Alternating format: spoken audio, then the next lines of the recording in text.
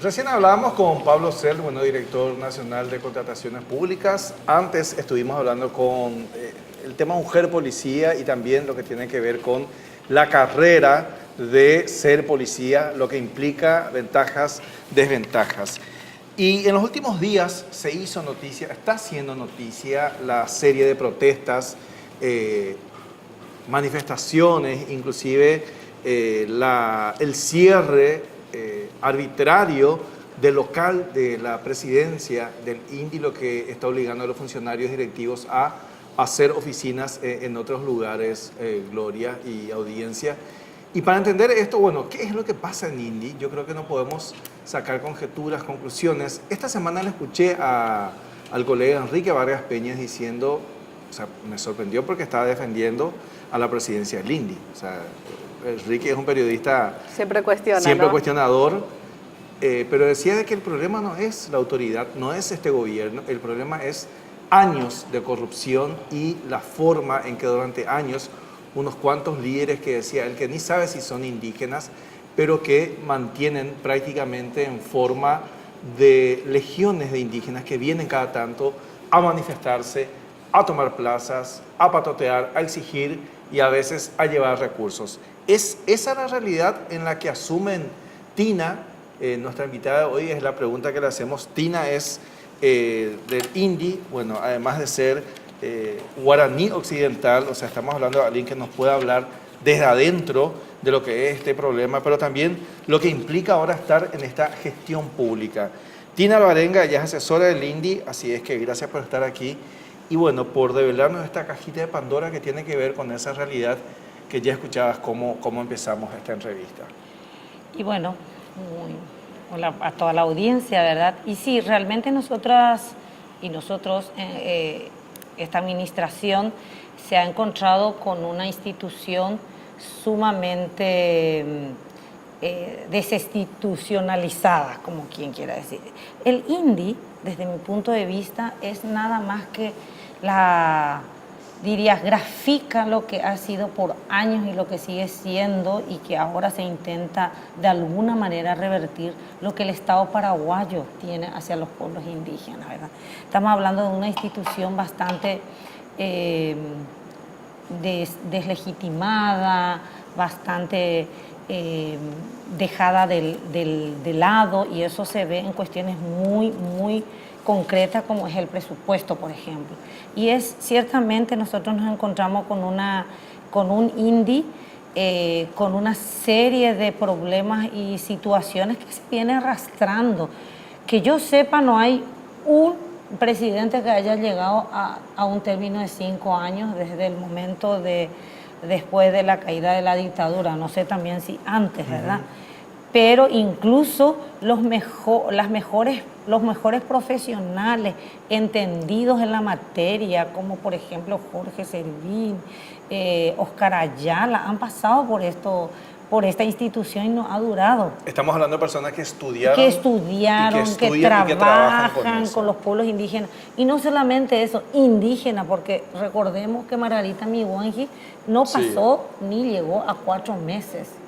O sea, estamos hablando de una institución que es pequeña, pero es compleja. ¿Por qué? Por lo complejo también y por la ausencia mismo del propio Estado paraguayo durante siglos. Y no estamos hablando desde hace 10 años, 20 años, 30 años. Estamos hablando de siglos que vienen arrastrando de una exclusión de los pueblos indígenas, y en algún momento hasta yo diría, y esto me puede costar tal vez muy fuertemente, ¿verdad? Y de eso hablo normalmente en varios espacios, ¿verdad? Como un genocidio silencioso de parte del propio Estado. Primero, recordemos que si bien hubo avances, y eso también hay que destacar, por ejemplo, si uno piensa en lo que era, ¿por qué se instaló a los menonitas en el Chaco pensando que aquello no tenía nadie? ¿Verdad? Vamos a poblar el Chaco. ¿Y qué pasaba con los pueblos indígenas que estaban ahí? Entonces uno se pregunta, estamos hablando años. Entonces nosotros venimos a encontrar... O estancias que se tomaban, que se compraban, nacionalizaban diciendo que no había nadie y realmente no había había personas. Estancieros humanos, pues estaban humanos indígenas, sí, pero que no fueron considerados humanos. O sea que hasta la década de los 70... Se dudaba de que teníamos almas, claro, ¿verdad? Y estamos hablando de la década 60, 70, todavía donde... No, en el 90... Carlos Casado, la secta Mohon vende a Puerto Casado con gente adentro. O sea, estamos hablando de esas cuestiones que uno no entiende. Y bueno, el INDI, ¿cómo nosotros encontramos al INDI? Al INDI con una estructura organizativa bastante debilitada, con funcionarios que tienen la más buena voluntad, pero que las condiciones no son adecuadas. En su edificio, ya te dice todo, ¿verdad? Un edificio que cae a pedazos, como cae a pedazos todo lo que tiene que ver con cuestiones indígenas, ¿verdad? Una institución en donde ni siquiera los funcionarios tienen esta matriz, tiene una matriz salarial adecuada, ni siquiera entraron dentro de lo que es el esquema de modernización del Estado.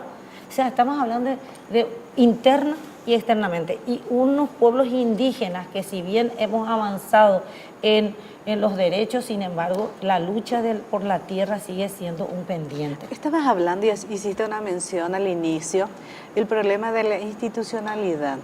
¿Por qué hiciste referencia que eso se ha perdido en el INDI? ¿Qué significa eso? Se ha debilitado. Ajá. ¿Qué significa? Y estamos hablando de una institución que no se le da la jerarquía que corresponde. O sea, estamos hablando de una institución... ¿Y qué se puede decir, por ejemplo, de INDI, de la institucionalidad de INDI como gestión también, digamos, con lo que le corresponde? Mucho más allá de recibir, ¿qué es lo que ha dado también en el trabajo en estos últimos y bueno, en qué ha afectado? En realidad al INDI se le ha sacado realmente, se le ha desenfocado de su propia misión institucional.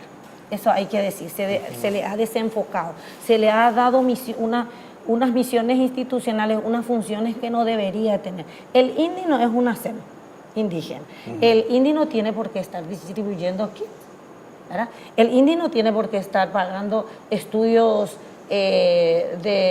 y dando medicamentos, estudios de laboratorios ni dando medicamentos. Para eso está el Ministerio de Salud Pública. El INDI no debería estar dando subsidios a estudiantes, eso debería ser del Ministerio de Educación. O sea, no tiene que haber una diferencia entre la población general. Pero no es su función. La función, según la ley 904, que es lo que rige el INDI, es ser un ente fiscalizador, un ente de investigación y apoyo técnico, un ente de aseguramiento de las tierras y territorios indígenas, un ente que tiene que hacer estudios, debería ser como tener un componente... ¿Cómo hacer, Tina? Porque tocas así, digamos, no es su función ni dar medicamentos, ni el kit, y estás haciendo...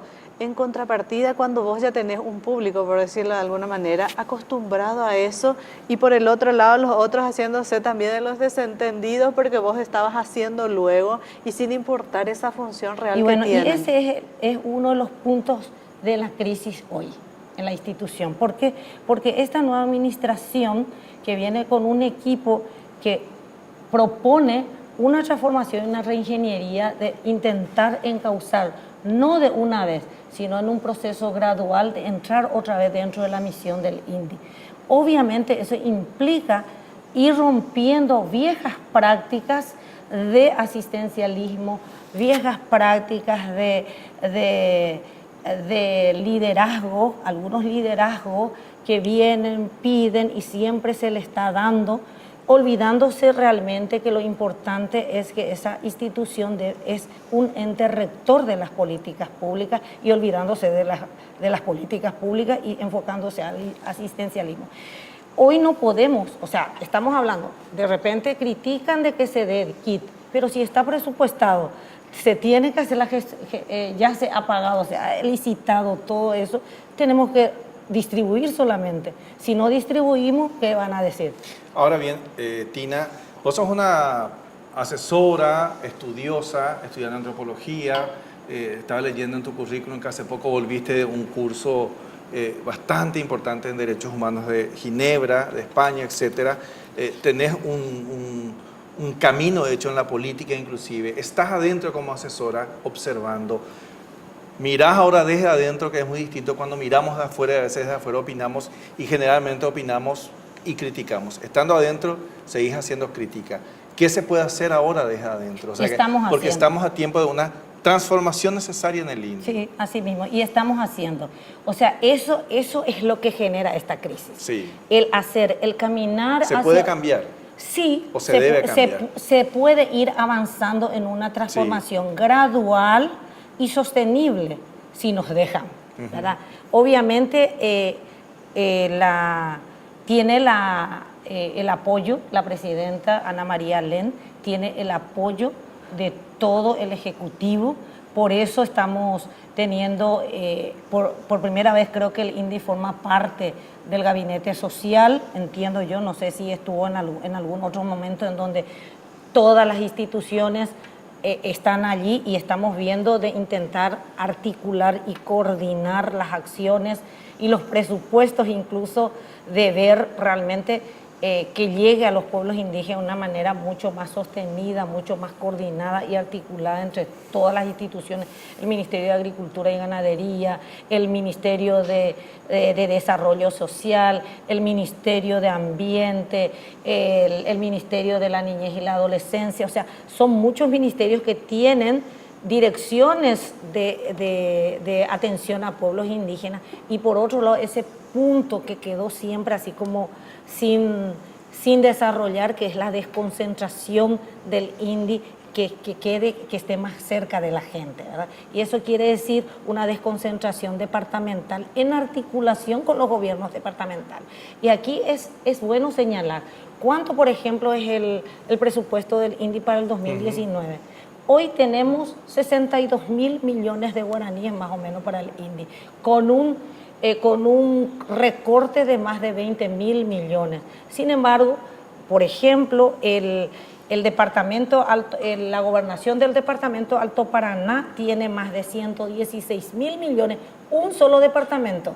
Y nosotros tenemos que cubrir todo el país. Pero si hacemos, justamente existe esta mesa, tengo entendido que justamente solamente en desarrollo social hay más de 62.000 millones destinados a pueblos indígenas. Pueblos indígenas. Y entonces, es decir, lo que falta es la articulación del trabajo también. Pero ahí es donde nosotros tenemos que centrarnos y concentrarnos todo nuestro esfuerzo en la articulación y en la coordinación interinstitucional.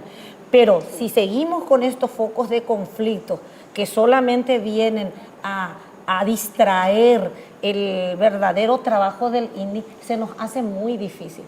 Pero, sin embargo, tenemos todo por lo menos la presidencia hoy tiene todo el apoyo, no solamente del Poder Ejecutivo, sino también estamos articulando con las dos presidencias de la Comisión de Pueblos Indígenas, tanto del Senado como de diputados. Ahí tenemos a la diputada Marlene Ocampos y a la diputada Hermelinda Alvarenga, con quienes estamos trabajando en nexo con el Poder Legislativo, por ejemplo, ¿verdad?